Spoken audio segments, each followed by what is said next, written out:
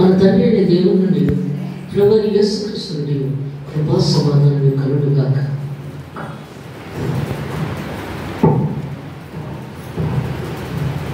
Bible ఉన్న వారు ప్రతి ఒక్కరు కూడా నిర్గమకాండము 3వ అధ్యాయం చూడండి.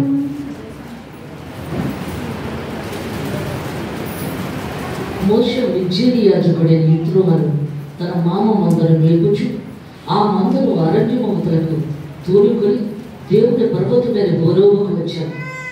ప్రార్థన చేసుకున్నాను. పరిశుద్ధం పరిశుద్ధం పరిశుద్ధం పరిశుద్ధం ఇంత వర్షాలు ఉత్తరపట్ట దేవానికి స్తోత్రం స్తోత్రం అయినా దేవానికి స్తోత్రము తండ్రి.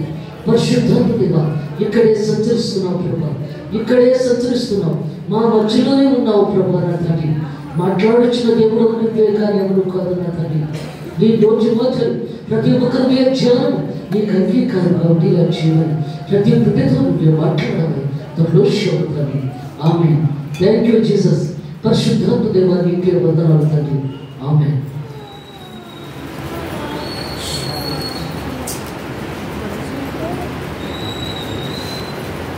పరిశుద్ధాత్మ దేవుడు ఏం మాట్లాడుచు ఉన్నాడంటే, దేవాది దేవుడు, సర్వాధికారుడు, సృష్టికర్త, సర్వోన్నత దేవుడు ఆయన. వాక్యమే దేవుడు, దేవుడే వాక్యం. వాక్యం రెండొంచులు గల ఖడ్గము, కీళ్ళలోంచి ముందులోంచి బట్టి లాగేస్తాం. అలాంటి వాక్యము మనం ఎంతవరకు చదువుతున్నాం, ఎంతవరకు ధ్యానిస్తున్నాం, ఎంతవరకు స్తుతిస్తున్నాం, ఎంతవరకు ఆరాధిస్తున్నాం, ఎంతవరకు కన్నీటితో ప్రార్థన చేస్తున్నాం, ఎంతవరకు కన్నీటితో గోజాడుతున్నాం. అందుకే దేవుడు మాట్లాడుతున్నాడు. యేసు ప్రభు ఈ లోకంలోకి వచ్చిన తర్వాత విశ్వాసాన్ని కృపణ తీసుకొచ్చాడు. విశ్వాసం లేకుండా దేవునికి ఇష్టమే ఉండట అసాధ్యము. ఆయన ఉన్నాడని మనము దయచేయవాడని నమ్మినప్పుడే కార్యం జరుగుతుంది, లేకపోతే కార్యం జరగదక. వాక్యము మన పాదములకు దీపమైనది, అది వెలుగే ప్రకాశిస్తుంది. ఆ వెలుగులో మనం ఎంతవరకు నడవగలుగుతున్నాం, ఎంతవరకు జీవించగలుగుతున్నాం. వాక్యం అని వెలుగులో నడవాలి. ఆది యందు వాక్యం ఉండేను, వాక్యము దేవుని యందు ఉండేను, వాక్యము దేవుడే ఉండేను. ఆయన శరీర ద్వారానే మన మధ్యలో ఉన్నాడు. ఇద్దరు ముగ్గురు ఉన్న దగ్గర నేను ఉంటానని సరించిన దేవుడు ఆయన. అందుకే మాట్లాడుతున్నాడు దేవుడు ఇక్కడ. మోషే ఫరో కుమార్తెకు దొరికాడు. నీటిలోని పెట్టులో పెట్టి ఆ బిడ్డని నీటిలో వదిలినప్పుడు ఆమె ఆ బిడ్డను పెంచుకుంటుంది. పెంచుకున్న తర్వాత రాజ్య పట్టాభిషేకం చేయమని ఫరోతో అన్నప్పుడు చేయనంటాడు ఆయన. ఆయనకి ఇష్టం లేదు. ఇశ్రాయేల్ జనం కానీ పైబట్టి మీద నిలబెట్టడం అతనికి ఇష్టం లేదు. అప్పుడు ఐగుప్తీయులు బానిసలుగా వెళ్ళినప్పుడు అబ్రహాం గారు చేసిన తప్పిదానికి ఐగుప్తీయులు బానిసలుగా వెళ్తారు. ఇశ్రాయేల్ జనం ఐగుప్త దేశానికి ఎద్దుల చేత దున్నించవలసిన వారు వర్షం చేత దున్నిస్తారు. కడుపు నిండా భోజనం ఒక పూట కూడా సరిగ్గా పెట్టలేకపోతారు. ఎన్నో తప్పుడు పనులు చేస్తున్నారు. అది తట్టుకోలేకపోతున్నారు. ఎందుకంటే ఇశ్రాయేలు జనకు దేవుడు అంటే విశ్వాసం లేదు. అది వాడికి కావలసినప్పుడే దేవుడు కావాలి, లేకపోతే విగ్రహారాధకులు వాడు. అప్పుడు దేవునికి మొదలు పెడుతున్నారు.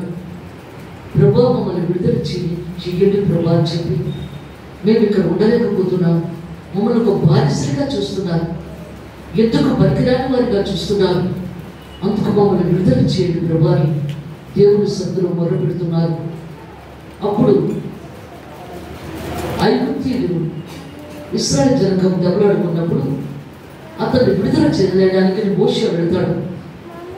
విడుదల చేసేటప్పుడు ఐగుప్తుని గట్టిగా ఒక తోపు తోసేటప్పుడు చనిపోతాడు అతను. అప్పుడు అతను తరుముకుంటూ వెళ్తారు. ఇక రాజు అవకాశం దొరికిందని చెప్పి ఇతన్ని ఇక్కడి నుంచి పంపించేయాలని చెప్పి తరుముకుంటూ తీసుకొని వెళ్తారు. అందుకే దేవుడు మాట్లాడుతున్నాడు. ఎప్పుడైతే తరుముకుని వెళ్ళి అలా వెళ్ళేటప్పుడు కలా అక్కడ నూతి దగ్గర ఆడవాళ్ళందరూ కూడా అక్కడ సమస్యలు పడిపోయిన దానికి ముఖం మీద నీళ్లు కొట్టి లేవదీస్తారు ఇతన్ని, మోషేను. అప్పుడు దొంగలు వచ్చేస్తారు ఆడవాళ్ళ నగలను దోచుకోవడానికి నూతి దగ్గరికి. అప్పుడు మోషే వాళ్ళని విడుదల చేసి మంచిగా చేసినప్పుడు అక్కడ ఒక ఆమె పరిచయం అవుతుంది మోషేకి. అతన్ని వాళ్ళ ఇంటికి తీసుకెళ్తుంది. మోషేని తీసుకుని వెళ్ళి గొర్రెలు మేపుతూ ఉండగా అప్పుడు అతని తండ్రి అంటాడు, అక్కడ అందుకంటున్నాడు పిత్రుడు. ఆమె తండ్రి పిత్రుడు. 3 కుమార్తెలు అతనికి. ఈ అమ్మాయి ఆఖరి అమ్మాయి. అప్పుడు వాళ్ళు అలాగా గొర్రెలు కాయడానికి ఇద్దరు వెళ్ళడం ఇష్టపడక వాళ్ళిద్దరికి పెళ్లి చేసేస్తాడు మోషేకి ఆమెకి. అప్పుడు తన మామ మందరం తీసుకొని బయలుదేరుతాడు వేపడానికి. గొర్రెల వల్లే పోషణ జరుగుతూ ఉంటుంది చాలా మందికి, గొర్రెలు మేకలు.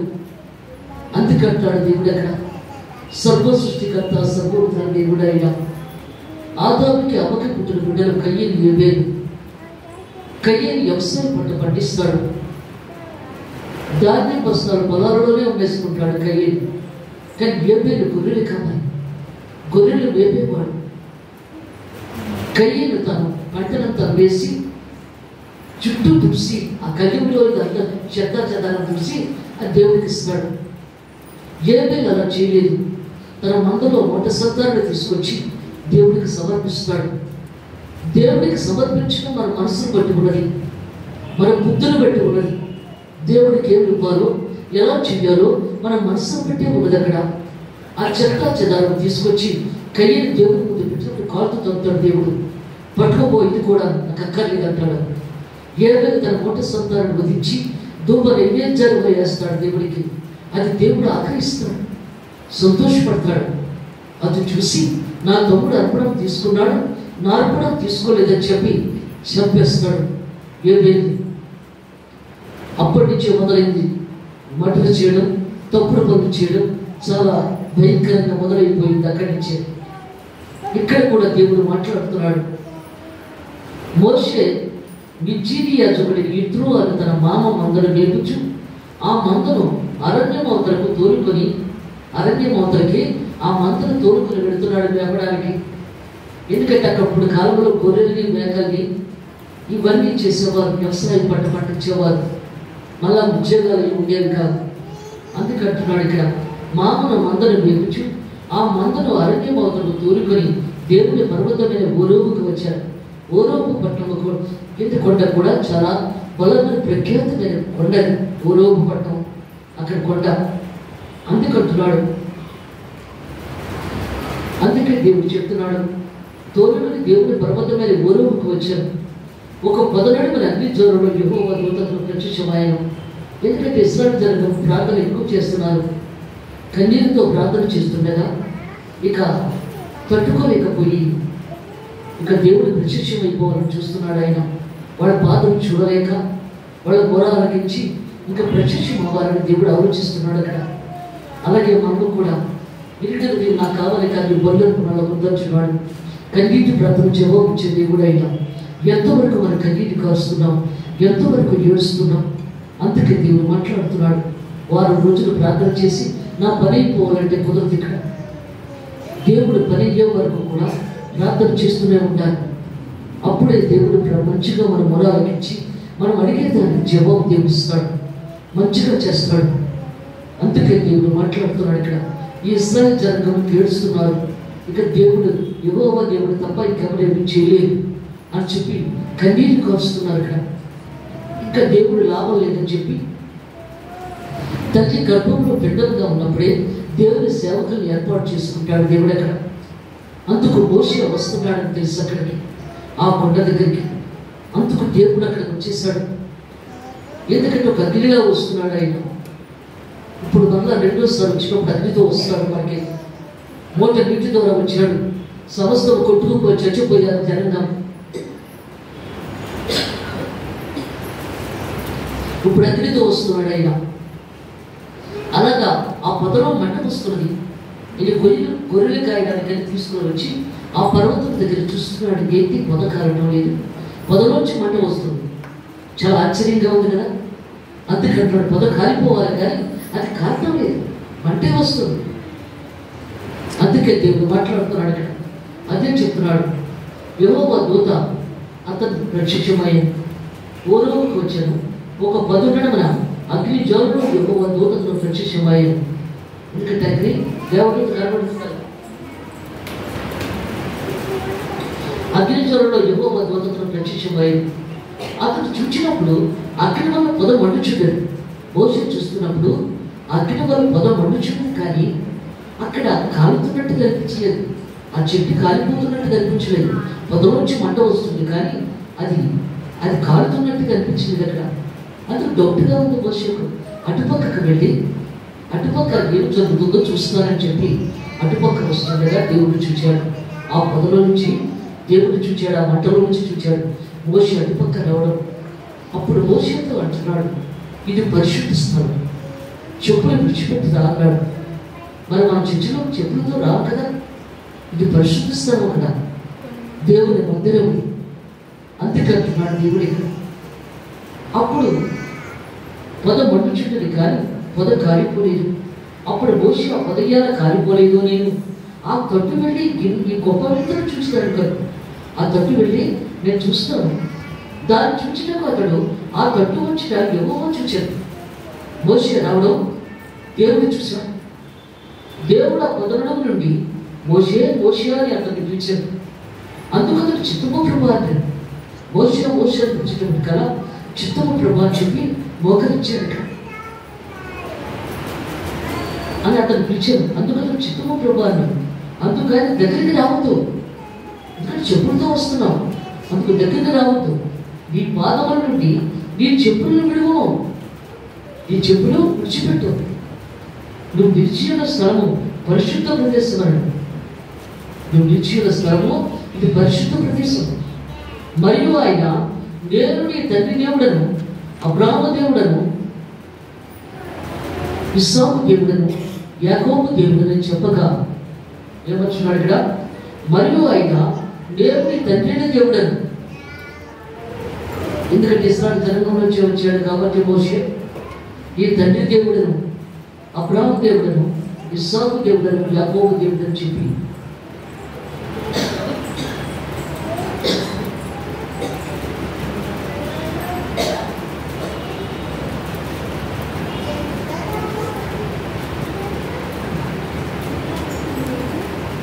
దేవుడిని చెప్పగా మోషే తన ముఖంలో కప్పుకొని దేవుని వైపు చూడవచ్చాడు. ఇంకా ఎప్పుడైతే అలా చెప్పేటప్పుడు కదా మోషే దేవుని కాసి చూడలేకపోయాడు, ఆ మంట కాసి చూడలేకపోయాడు. అందుకే దేవుడు మాట్లాడుతున్నాడు కదా, అదే చెప్తున్నాడు. అటుపక్క చూడలేకపోయాడు, అందుకే దేవుడు మాట్లాడుతున్నాడు కదా.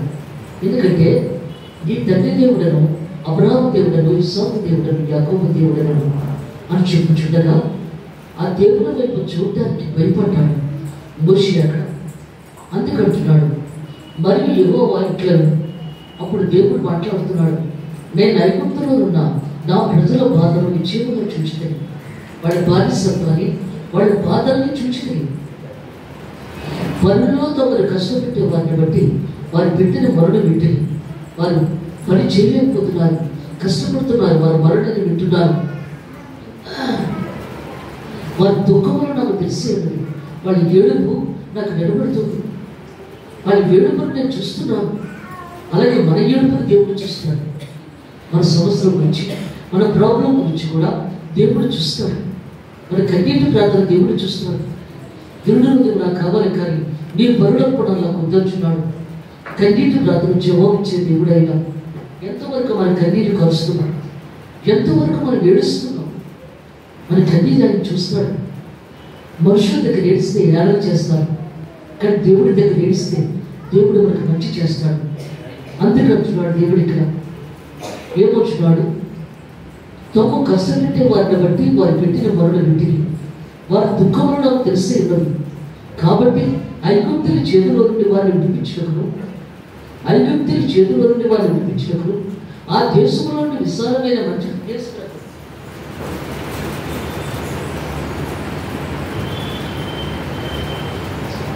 ఐగుప్తుల చేతిలో నుండి వారిని విడిపించినప్పుడు ఆ దేశంలో విశాలమైన మంచి దేశం నాకు అనగా, ఎందుకంటే అక్కడి నుంచి నేను విడుదల చేసి ఇంకో దేశానికి నేను తీసుకెళ్ళాలని నేను ఆశపడుతున్నాను అన్నాడు దేవుడు అక్కడ మోషేతో మాట్లాడుతున్నాడు. ఎలాంటి దేశాన్ని తీసుకెళ్తున్నాడో చెప్తున్నాడు దేవుడు ఇక్కడ. మనకు కూడా దేవుడు అలాగే చేస్తాడు. మనకి ఏది కావాలో, ఏది మంచిదో, ఏది చెడ్డదో దేవుడు నిర్ణయిస్తున్నాడు. అందుకంటున్నాడు ఇక్కడ. కాబట్టి ఐగుప్తుల చేతిలో నుండి వారిని విడిపించినప్పుడు ఆ దేశంలోని విశాలమైన మంచి దేశమునకు అనగా కనానీయులను, హిత్తీయులను, అమోరీయులను, పెరిజ్జీయులను, అవీలీయులను, యెబూసీయులను నివాసస్థానమైన పాలుతేరులు ప్రపంచే దేశములకు వారిని నడిపించడానికి దిగివచ్చి ఉన్నారు. వాళ్ళని పాలుతేరు ప్రపంచ దేశానికి తీసుకువెళ్ళాలని నేను దిగి వచ్చాను అంటున్నాడు. అందుకే దేవుడు మాట్లాడుతున్నాడు, అందుకే దేవుడు చెప్తున్నాడు, దేవుడే దిగొస్తున్నాడు వాడిని తీసుకుని వెళ్ళడానికి. అంటే తన బిడ్డల్ని ఎంతలా ప్రేమిస్తున్నాడో చూడండి దేవుడు. పాలుతేరు ప్రపంచ దేశం, అందుకే దేవుడు చెప్తున్నాడు ఇక్కడ. ఏమొచ్చున్నాడు ఇక్కడ? ఇశ్రాయేలు మొర నిజముగా నా ఎద్దుకు చేరినది. ఇశ్రాయేలు మొర నిజముగా నా ఎద్దుకు చేరినది. ఐగుప్తులు వారిని పెట్టించిన హింస చూస్తే, ఐగుప్తులు వారిని హింసించి బాధ నేను చూస్తున్నాను. చాలా హింసిస్తున్నారు, కొడుతున్నారు, చంపేస్తున్నారు, చాలా బాధ పెడుతున్నారు. అది నేను చూస్తున్నాను అంటున్నాడు దేవుడు. ఇక్కడ మోషేతో చెప్తున్నాడు, ఇవన్నీ నేను చూస్తున్నాను. ఎందుకంటే మనకి ఇక్కడ ఉన్న బాధలు, కష్టాలు ఇవన్నీ దేవుడు చూస్తాడు. ఇశ్రాయేలు మొర నిజముగా నా ఎద్దుకు చేరినది. ఐగుప్తులు వారిని పెట్టించిన హింస చూస్తే, కాగా రమ్ము, నిన్ను బరువు ఎందుకు పంపిదను. అప్పుడు మోషేతో అంటున్నాడు, రా, నేను బరువు ఎందుకు పంపిస్తున్నాను నేను అంటున్నాడు మోషే అక్కడ. అప్పుడు మోషే మాట్లాడుతున్నాడు. అందుకు మోషే, నేను బరువు ఎందుకు వెళ్ళటకు, ఇశ్రాయేలును ఐగుప్తులను తోడుకుని పోవుటకును ఎంతటి వాడిని దేవుడితో అనగా, నేను ఎంతటి వాడిని, నేను నోటి మార్చం లేని వాడిని, గత్తివాడిని, నేను ఎక్కడ తీసుకుని వెళ్ళగలను.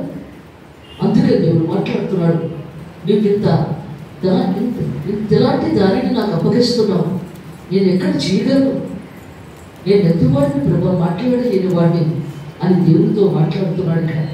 అప్పుడే పెళ్లి చేసుకున్నాడు, బిడ్డలతో సంతోషంగా ఉన్నాడు కదా. అవన్నప్పుడు దేవుడి సేవకు వెళ్ళంటే మరి కొంచెం కష్టమే, అయినా దేవుడు వదిలిపెట్టడు కదా. కష్టమైనా వదిలిపెట్టడు. ఆ పని పూర్తయ్యే వరకు కూడా ఆయన వదిలిపెట్టడు. ఆ పని చేయించుకుంటాడు ఆయన. ఆయన ఉన్న గొప్పతనం. మా తోటికోళ్ళ వాళ్ళు, అక్క నేను సేవ చేస్తున్నానని కదా, నువ్వు దేవుడి సేవ చేస్తున్నావా? అమ్మో, దేవుడు నిలిచిపెట్టాడు, ఎన్ని పనులనే చేయించేసుకుంటాడు ఆయన. ఏదైనా చేయించేసుకుంటాడు నీ చేత. ఎందుకలా అని చెప్పాను. చేయించుకుని లేక అన్నాను.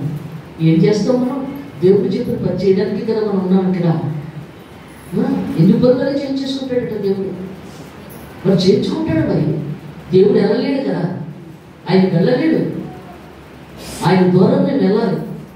అక్కడ కార్యాలు జరిగించాలంటే సేవకులు దేవుడు పంపిస్తాడు. అయ్యో, నువ్వు చాలా బాధలను మోస్తున్నావు అంది. పాపం ఆమె లేదు, చనిపోయారు. అందుకే దేవుడు మాట్లాడుతున్నాడు. మోషేని దేవుడు మాట్లాడుతున్నాడు. అదే చెప్తున్నాడు. కాగా రమ్ము, నిన్ను బరువు ఎందుకు పంపుతాను, ఇశ్రాయేలు నా ప్రజలను నువ్వు ఐగుప్తు నుండి తోడుకుని పోవాలని.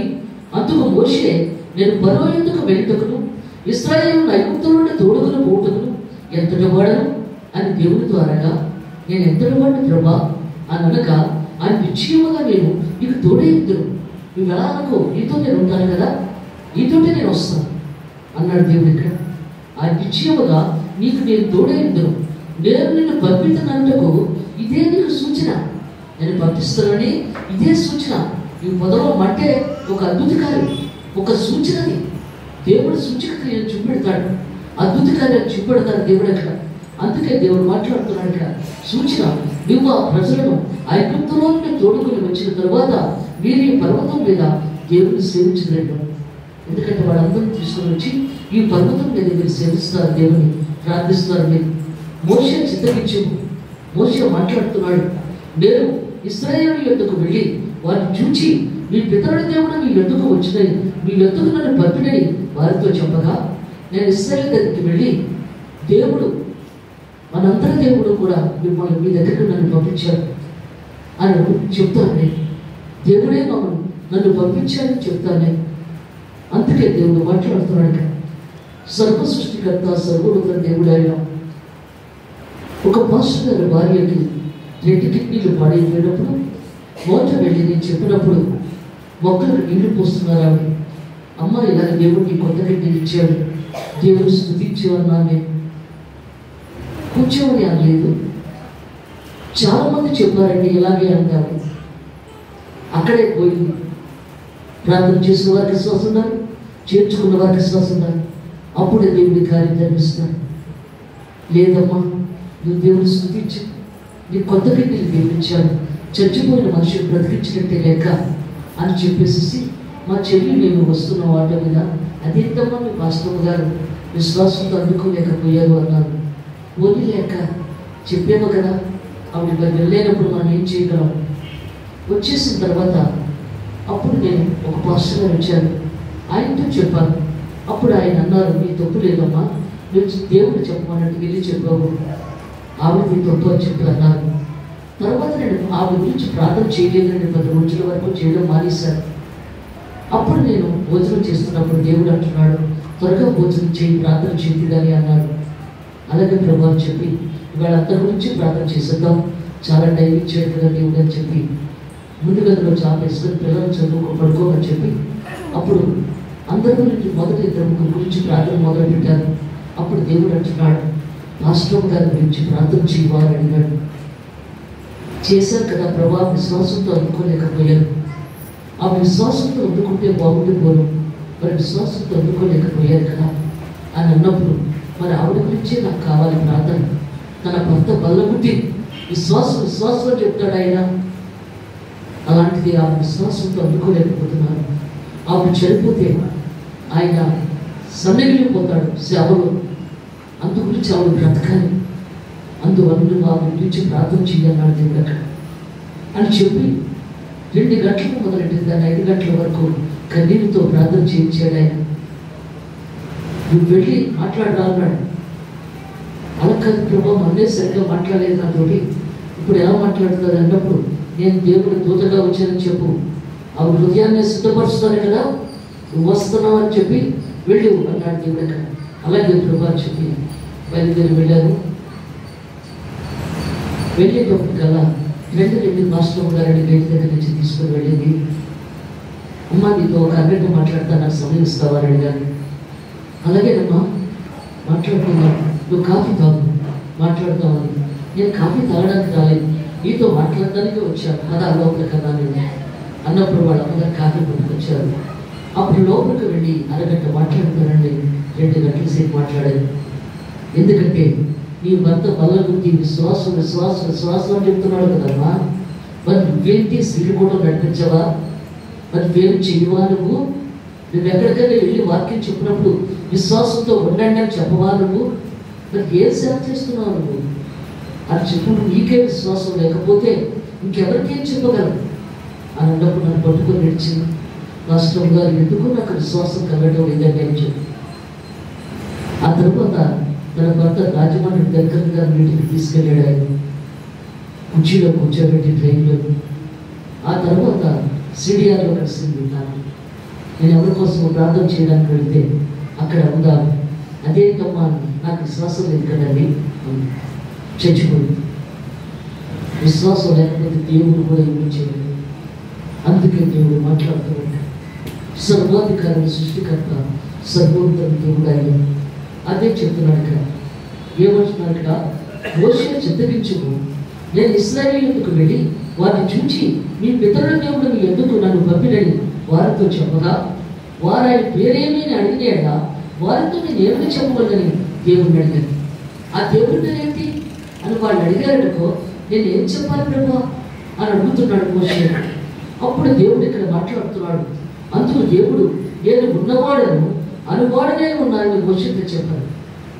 అందుకంటున్నాడు, ఉన్నవాడను అనువాడను, ఇప్పుడు ఎప్పుడు ఎల్లప్పుడూ నేను నీతో ఉన్నాను, మోజవాడిని కడపటివాడిని జీవించేవాడిని. నేను మీతోనే ఉంటున్నాను. సృష్టి యావత్తులో 3 పూటలు మీతోటే ఉంటున్నాను, 3 గడియలు మీతోటే ఉంటున్నాను, అన్నీ మీతోటే ఉంటున్నానని చెప్పమన్నాడు దేవుడు అక్కడ. అందుకే దేవుడు మాట్లాడుతున్నాడు, దేవుని ఎందుకు మన విశ్వాసం కలిగి ఉండాలి, కన్నీరు ఖర్చాలి, దేవుని సత్యం ఏడవాలి, అప్పుడే దేవుడు సంతోషపడతాడు. అందుకే దేవుడు మాట్లాడుతున్నాడు. ఎందుకంటే పాత నిబంధన పుట్టివేయబడింది, కొత్త నిబంధన ఎప్పుడైతే వచ్చిందో పాత నిబంధన ఒక వ్యభిచారం చేసి వచ్చి గొర్రెలు వధించి నా పాపం పోతుంది ప్రభా, ఒక దొంగతనం చేసి వచ్చి గొర్రెలను బలిని అర్పించి మరలా ఆ దొంగతనమే చేసుకొని పోతున్నాను.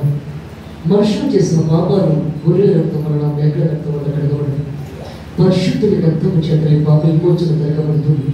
ఆ పరిశుద్ధుని యేసయ్య. అందుకే పాత నిబంధన ఎంతమంది భార్యలు ఉన్నా, ఎంతమంది భర్తలు ఉన్నా ప్రశ్నించేవాడు కాదు దేవుడు. కానీ యేసు ప్రభు ఒకే భర్త, ఒకే భార్య, ఒకే భర్త, అంతకన్నా తప్పు చేస్తే విచారణ కింద లేక. అందుకే దేవుడు మాట్లాడుతున్నాడు. అదే చెప్తున్నాడు, తగ్గిపోచున్న మహిమ యొక్క అర్థమును ఇశ్రాయేలు తేరి చూడకున్నట్లు మోషే తన ముఖం మీద ముసుగు వేసుకోగలడు. ఎందుకంటే ఐగుప్తు ప్రజలు ఇశ్రాయేలు జనం కానీ ఎర్ర సముద్రం దాటించి అగ్ని స్తంభంగా మేఘస్తంభాన్ని పెట్టి నడిపించుకుని తీసుకొచ్చాడు అడవులోకి మోషే. అప్పుడు దేవుడు మోషేతో చెప్తున్నాడు, నువ్వు రా, నేను 10 ఆజ్ఞలు పలకరిస్తాను, అది వాడు ఆ 10 ఆజ్ఞలు పాటించాలి అని చెప్పి మోషేని తీసుకువెళ్తాడు. తన అన్ననైన అహరోన్ని అక్కడ వాళ్ళ దగ్గర కాపలా పెడతాడు. ఇశ్రాయేలు జనం దగ్గర ప్రభు అగ్నితో రాస్తున్నాడు 10 ఆజ్ఞలు కూడా. రాస్తున్నప్పుడు పక్కనే నిలబడతాడు. కానీ ఆ మోషే ముఖం మీద కాంతి వచ్చి పడుతుంది, దేవుని కాంతి. అగ్నితో రాస్తున్నాడు కదా, ఆ దేవుని కాంతి మోషే ముఖం మీద పడుతుంది. పక్కనే తప్పుకుంటాడు, ఎదుర్కొంటే డైరెక్ట్గా కూడా ఉన్నాడు. పక్కన తప్పుకున్న వాడి మీదకే ముఖం మీద ఆ కాంతి ఎప్పుడైతే వచ్చిందో ఇశ్రాయేలు జనాంగం చూడలేకపోతున్నారు మోషే ముఖాన్ని.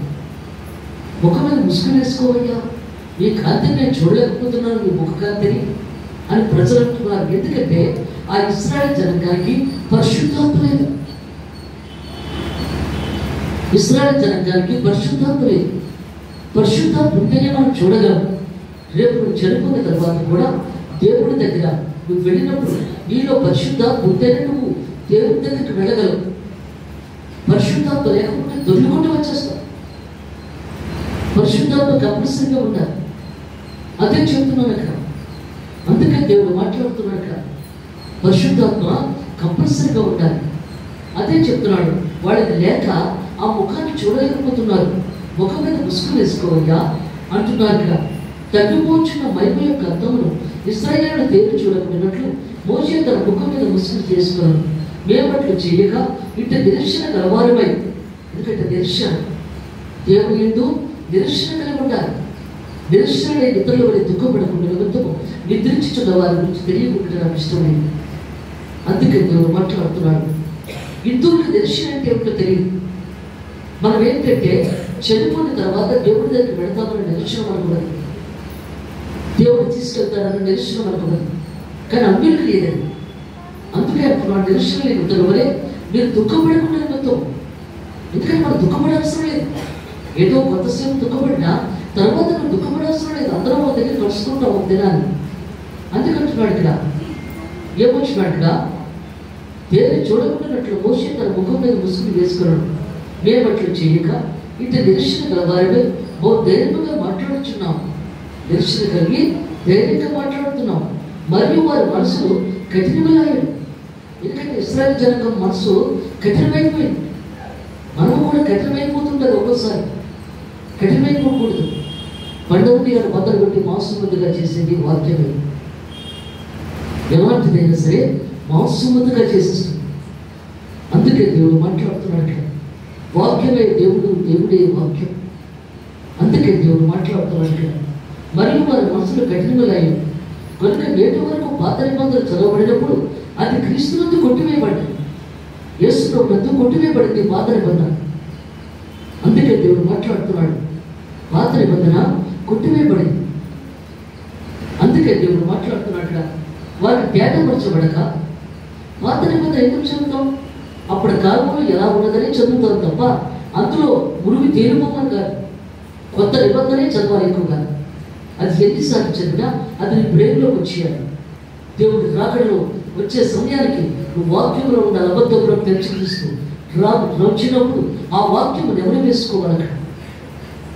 అందుకే అంటున్నాడు, పాత నిబంధన ఏమిటంటే అప్పుడు కాలంలో ప్రవక్తలు ఎలా ఉన్నారు, ఏ విధంగా చేశారు అన్న విధానం చదవడానికి తప్ప కొత్త నిబంధన చదవాలి అక్కడ యేసు. అందుకంటున్నాడు దేవుడు ఇక్కడ, వారి మనసులో కఠినములు అయిన కనుక నేటి వరకు పాత నిబంధన చదివబడినప్పుడు అది క్రీస్తుతో కొట్టివేయబడి వారికి తేటపరచబడక ఆ ముసుగే నిలిచినది. ఎందుకంటే కొట్టివేయబడింది అని చెప్పి ఆ పుస్తకాలు వేసుకునే ఉంటున్నాడు మోషే. అది తీసేయాలి కదా. యేసు ప్రభు ఎక్కడ ఉంటాడో పరిశుద్ధాత్మ అక్కడ ఉంటుంది. అందుకే దేవుడు మాట్లాడుతున్నాడట, ముసుగు నిలిచినది. నేటి వరకు మోషే గ్రంథంలో చదివినప్పుడల్లా ముసుగు వారి హృదయం మీద ఉంది కానీ వారి హృదయము ప్రభు వైపు ఎప్పుడు తిరుగున్నాం అప్పుడు ముసుగు తీసేయబడి యేసు ప్రభు వైపు ఎప్పుడు తిరుగుతుందో అప్పుడు ఆ ముసుగు తీసివేయబడుతుంది. అప్పుడు ఆ ముసుగు తీసేస్తారు. ఆ ముఖకాంతిని మనం చూడగలం. అది దేవుడి కాంతి. పరిశుద్ధాత్మ ఎప్పుడైతే ఉంటుందో మనం చూడగలం. అందుకే దేవుడు మాట్లాడుతున్నాడు కదా, నేటి వరకు మోషే గ్రంథం వారు చదివినప్పుడల్లా ముసుగు వారి దేవుడి మీద ఉన్నది కానీ వారి హృదయము ప్రభు యొక్క ఎప్పుడు తిరుగున్నాం అప్పుడు ముసుగు తీసివేయబడుతుంది. అప్పుడు ముసుగు తీసివేయబడుతుంది. అందుకే దేవుడు మాట్లాడుతున్నాడట, ప్రభువే ఆత్మ, యేసు ప్రభువే ఆత్మ. అందుకంటాడు ప్రభు యొక్క ఆత్మ ఎక్కడ ఉండేమో అక్కడ స్వాతంత్రం ఉండదు. యేసు ప్రభు ఆత్మ ఎక్కడ ఉంటుందో ఫ్రీడమ్ మనకి. మనలో యేసు ప్రభు ఎప్పుడైతే ఉంటాడో, పరిశుద్ధాత్మ ఎప్పుడైతే ఉంటుందో మనకి ఎంజాయ్మెంట్. దేనికి భయపడదు, దేని గురించి ఆలోచించు. అందుకే దేవుడు మాట్లాడుతున్నట్టు సర్వ సృష్టికర్త సర్వోన్నత దేవుడైన. అందుకే దేవుడు మాట్లాడుతున్నాడు. నిన్న అక్కడ ఊరిళ్ళు వచ్చారు కదా, నిన్న పొద్దున్న అక్కడ ఎవరికో 20 సంవత్సరాల వయసు బాగా తాగి 3 రోజులు తాగేసేసి కేజీ తీసుకొచ్చి మళ్ళీ తీసుకెళ్ళిపోయారు. అప్పుడు పాప దగ్గరికి తీసుకొచ్చారు. తీసుకొచ్చినప్పుడు ఏ హాస్పిటల్కో రాసామని అన్నప్పుడు ఆ హాస్పిటల్ అవ్వలేదు. మళ్ళీ కేజీహెచ్గా తీసుకెళ్ళిపోవాలని చెప్పింది. నేను భార్య బిడ్డను చోటు భయంకరంగా తాగుతాడు తప్ప అందుకనే లేదు. అప్పుడు మళ్ళీ కేజీహెచ్గా తీసుకెళ్ళాలి, ఆరోగ్య ఇది లేదు ఇక్కడ ఎక్కడ పోవాలని చెప్పి అన్నప్పుడు అమ్మ ఆలోచిద్దాము, కేజీహెచ్ ముందు సిద్ధపడమని చెప్పని చెప్పింది. అప్పుడు ఆ పాప వాళ్ళ దగ్గర ఉన్న స్టాఫ్ నర్సు నాకు చిన్నానే అంటుంది. అప్పుడు ఆమె అలాగే నేను అమ్మగారని చెప్పి వెళ్ళిన తర్వాత నేను అన్నాను, ఎందుకమ్మా అలాంటి వాళ్ళు బ్రతకడం వేస్ట్ కదా, ఎందుకంటే ఈ భూమి మీద బ్రతకడం భార్య బిడ్డలకు వేస్ట్. ఇలాగ అనేటప్పుడు తన ఫోన్ వెంటనే వచ్చింది, అమ్మ అతను చనిపోయాడని చెప్పి.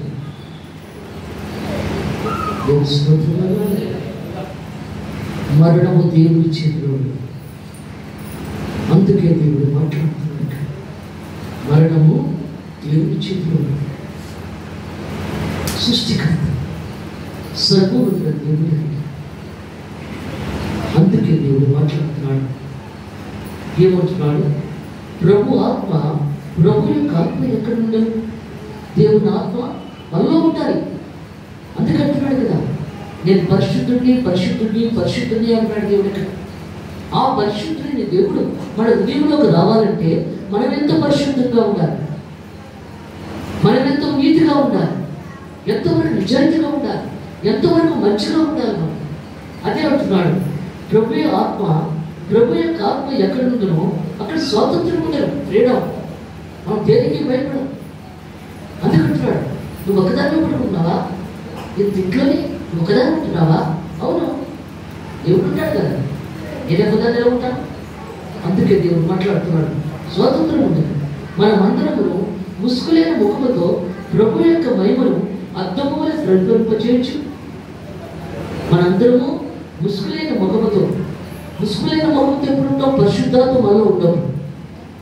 పరిశుద్ధాత్మ దేవుడు మనలో ఉన్నప్పుడు ముసుగు ఉండదు. మనకి దేవుని కాంతి ప్రజ్వలిస్తూ ఉంటుంది మన ముఖంలో.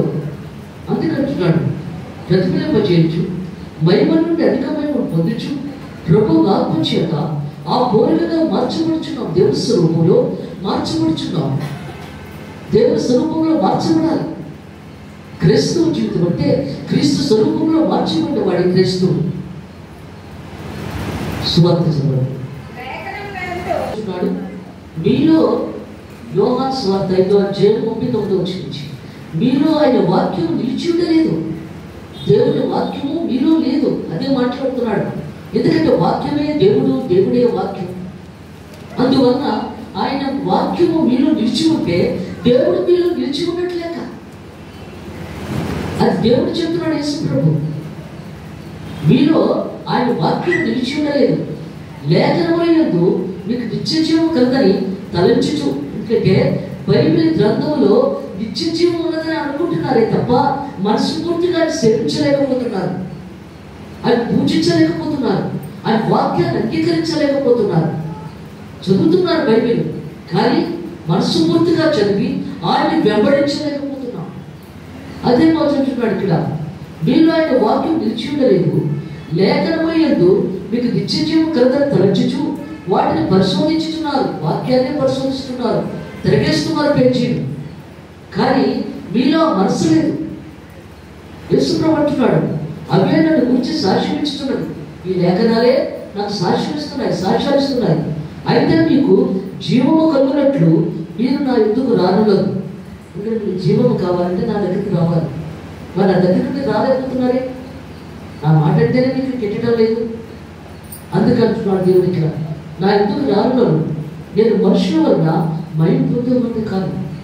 ఎందుకంటే మనుషుల వల్ల నేను మయం పొందేవాడిని కాదు. అందుకే దేవుడు మాట్లాడుతున్నాడు ఇక్కడ. మనుషులు వెప్పు నాకు, మనుషులు పొగుడుతారు నాకు. అందుకంటున్నాడు కదా, సముద్రం వంటి వాక్యం చెప్తాను నా గవాది దేవుడు. ప్రజలు వచ్చేస్తారు, జనం గిటగట్లు ఆడిపోతున్నారు. ఆయన బోట్లో వస్తున్నాడు. ఇస్తున్నాడు బోట్లో వచ్చి ఇక బోటు దిగబోచుండగా జయజయలు చేస్తున్నారు. ఈయనే జీవాహారం ఇస్తున్నాడు, ఈయనే రాజాది రాజు అయితే బాగుంటుంది. జీవాహారము, ఆత్మీయాహారము భోజనం పెడుతున్నాడు, వాక్యము చెప్తున్నాడు. మరి ఈయన రాజు అయితే బాగుంటుందని చెప్పి జయజయలు చేస్తున్నారు యేసు ప్రభు. ఇంకా బోటు దిగలేదు ఆయన. వెంటనే బోట్లో వచ్చేసాడు ఆయన. ఇంకా కిందకి దిగలేదు వాడి మధ్యలోకి. బోటు గడుపుకుంటూ వచ్చేసాడు ఆయన. ఎందుకంటే మనుషులకు ఇష్టమైంది దేవునికి ఇష్టం. అందుకంటున్నాడు, మనుషులకి పొగడతానంటే ఇష్టం, కానీ దేవుడికి ఆ పొగడత ఇష్టం ఉంటుంది. అందుకే దేవుడు మాట్లాడుతున్నాడు. అదే చెప్తున్నాడు, పరిశోధించుతున్నారు. లేఖనముల యందు మీకు నిత్యజీవం కలదని తలంచుచు వాటిని పరిశోధించుతున్నారు. అవే నన్ను గురించి సాక్ష్యం ఇస్తున్నారు. దేవుడు సాక్ష్యము ఇస్తున్నాడు. అయితే మీకు జీవము కలిగినట్లు మీరు నా ఎందుకు రానున్నారు. నా దగ్గర రాలేకపోతున్నారు మీరు.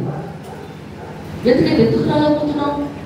ప్రార్థన చేసుకోలేకపోతున్నాం, బైబిల్ చదవలేకపోతున్నాం, తింటున్నామా త్రాగుతున్నామా తెల్లారిందా, జీవితం అయిపోతుంది అలాగే. ఇదేం చేసుకున్నాంలే, బైబిల్ రేపు చదువుకుందాంలే, ఆదివారం వచ్చేస్తాం, బైబిల్ దులుపుకొని బైబిల్ పెట్టుకొని వచ్చేస్తాం. అందుకంటున్నాడు, ఎంతవరకు మనం బైబిల్ చదువుతున్నాం, ఎంతవరకు ప్రార్థన చేస్తున్నాం, ఎంతవరకు దేవుడితో గడుపుతున్నాం. అందుకంటున్నాడు దేవుడికి, నేను మనుషుల వల్ల మహిమ పొందేవాడిని కాదు. నాకు మనుషుల వల్ల మహిమ కాదు. ప్రధాన బట్టి గుర్రాలు బట్టి కదా సేవించేది, దేవుని నామాన్ని బట్టి అసలు. అందుకంటున్నాడు, నేను ఎరుగుతున్నాం. దేవుడు తెలుసు మనం ఎవరమో. ఒక్కోసారి నాకు పేర్లు తెలియదు.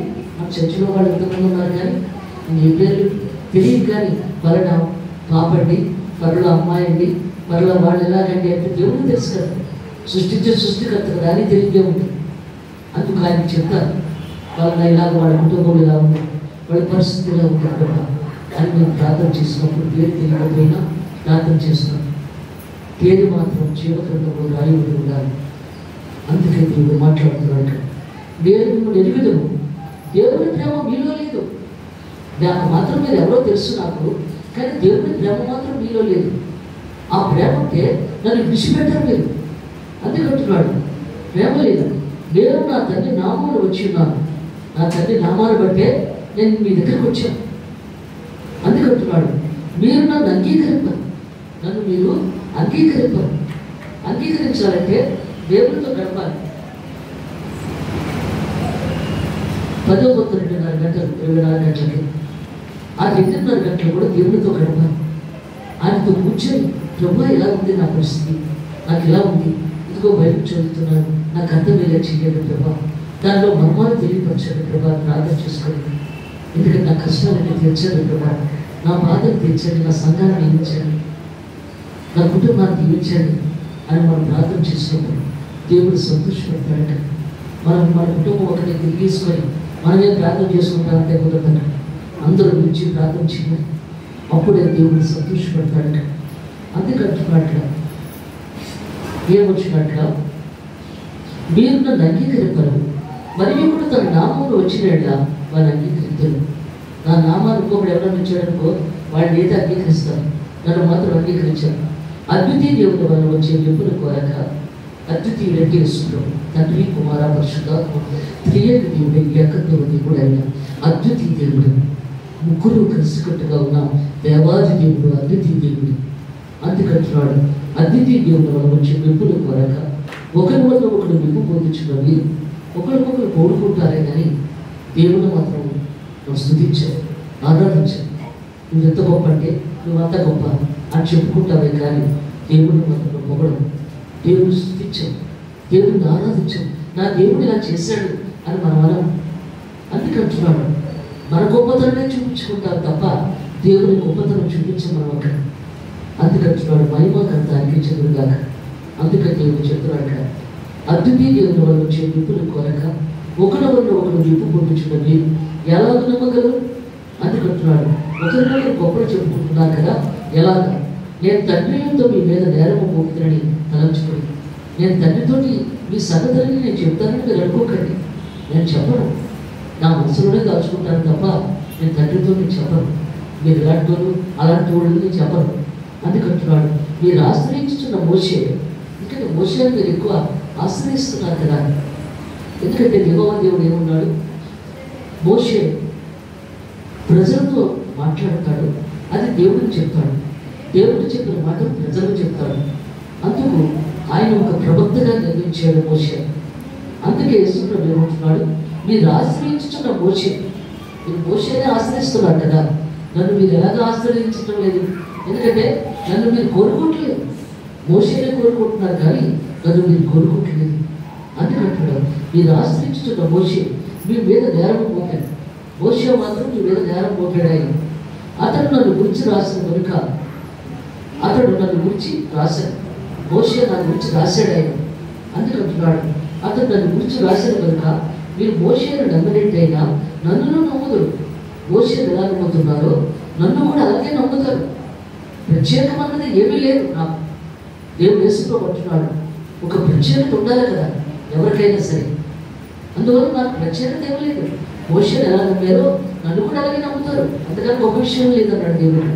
అదే చెప్తున్నాడు, మీరు అతని లేఖనములను నమ్మరియగా నా మాటలు ఎలాగో నమ్ముతున్నాడు. మోషే లేఖనాలు నమ్ముతున్నారు, నా మాట ఎలా నమ్ముతారు? అందుకే దేవుడు మాట్లాడుతున్నాడు, ఎందుకంటే నన్ను మీరు నమ్మలేకపోతున్నారు. మీరు నమ్మినప్పుడే నేను మీ దగ్గరికి వస్తాను, మీతో పాటు నేను ఉంటాను, మీతో కలిసి నేను భోజనం చేస్తాను. దేవుడు పరిశుద్ధ వాక్యం గురించి